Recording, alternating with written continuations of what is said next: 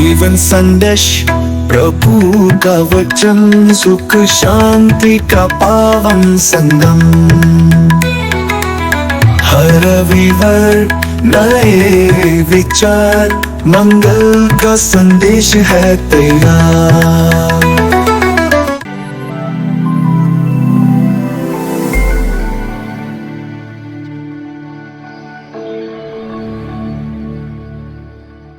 Hallelujah, क्रिस्त जी उठा है।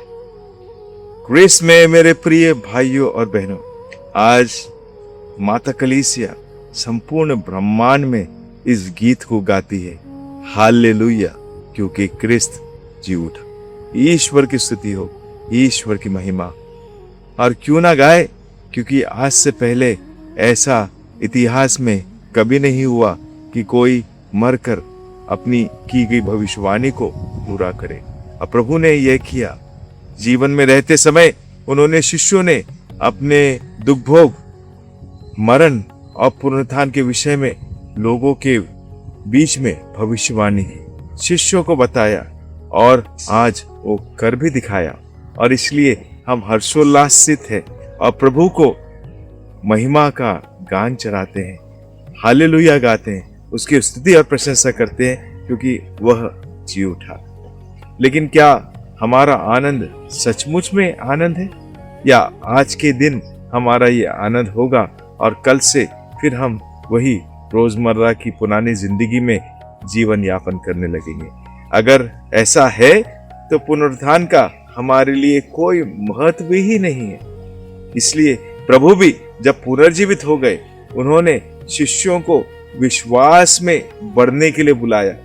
मेरे प्रिय भाई बहनों, अगर हम इस सत्य में विश्वास नहीं करते कि हम भी एक दिन प्रभु के साथ पुनर्जीवित होंगे जैसा वो पुनर्जीवित हो गया, तब तक हमारा जीवन नहीं बदलेगा। क्योंकि स्वर्ग संबंधी बातें या ईश्वर की संबंधी बातें हमारे जीवन में उतना मोल नहीं है, क्योंकि हम संसार से इतने ज्यादा जुड़े हुए हैं कि संसार की वास्तविकता को ही सब समझते हैं।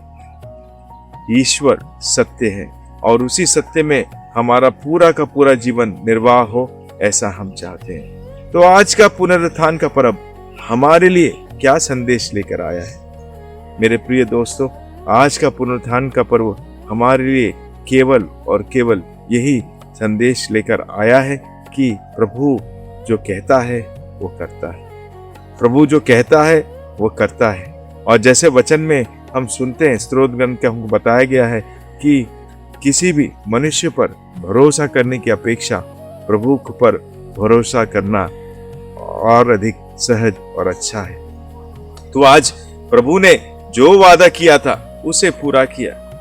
तो क्या अब भी हम प्रभु पर विश्वास नहीं करते?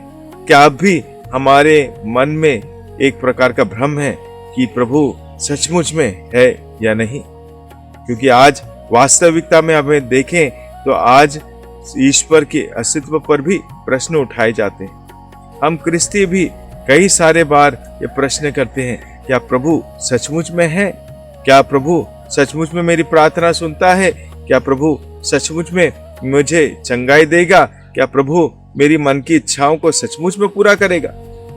मेरे प्रिय भाई और बहनों, हमारे जीवन में केवल एक ही लक्ष्य है, मेरी और मेरी और मेरी, बस मेरी जरूरतें, मेरी आकांक्षाएं, मेरी इच्छाएं पूरी हो। और जब तक के ऐसा मेरे जीवन में भाव रहेगा, तब तक मैं कभी भी प्रभु के प्रेम को अपने जीवन में समझ नहीं पाऊंगा। प्रभु का पुनरुत्थान मेरे जीवन में किसी भी प्रकार का परिवर्तन या बदलाव नहीं ला पाएगा। इसलिए आज के इस पर्व से प्रभु हमें यही सिखाना चाहते हैं कि जैसे प्रभु ने अपना वादा किया, जैसे प्रभु ने क्रूस पर से जितने भी लोगों को मुक्ति दिलाई, वह सब मुक्ति हमें भी मिलनी चाहिए। वह सब मुक्ति के हम भी भागीदार हैं, क्योंकि प्रभु ने हम सबों को इस संसार में बुलाया है।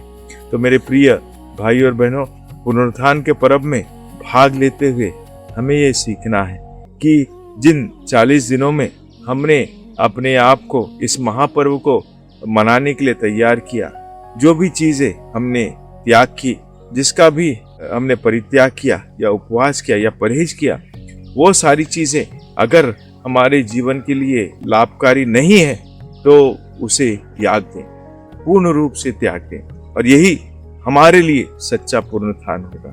यही प्रभु भी हम सबों से चाहते हैं। प्रभु क्यों हमें अपनी ओर आकर्षित करना चाहते हैं? क्योंकि प्रभु ने जो जीवन हमारे लिए निर्धारित किया है वह इन्हीं अच्छे मूल्यों पर टिका हुआ है।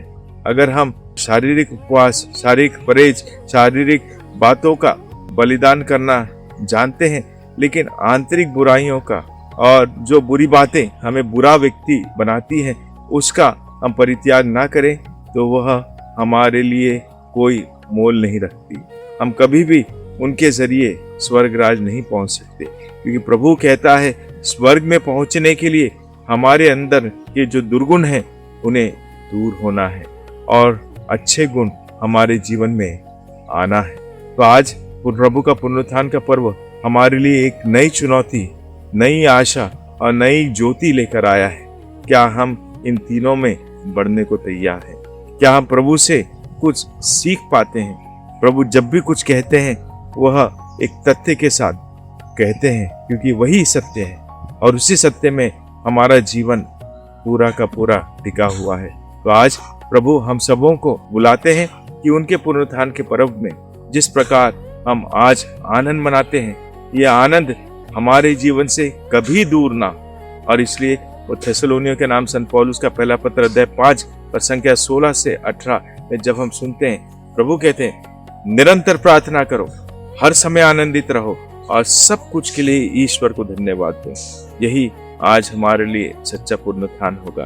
तो आइए हम उन बातों की खोज ना करें जो केवल सांसारिक जीवन यापन करने में हमारी मदद करती है, बल्कि सांसारिक जीवन के परे हम सोचे कि जहाँ प्रभु है वहाँ मैं भी होऊंगा एक दिन। तो ऐसा हमारा विचार होना चाहिए, ऐसा हमारा लक्ष्य होना चाहिए।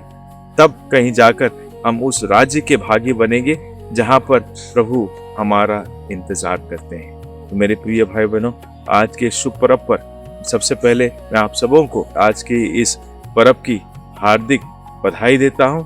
प्रभु का पुनरुत्थान हमारे जीवन में भी एक प्रकार का पुनरुत्थान लाए जो बुराई का नाश करके अच्छाई की ओर हमें ले चले। तो आइए आज प्रभु में आनंद मनाते हुए हम भी दिल से खुशी से हालेलुया के गीत गाए, और केवल आज के लिए नहीं बल्कि जीवन भर हमारा जो पास का पर्व है वह हमारे जीवन में चलता रहे।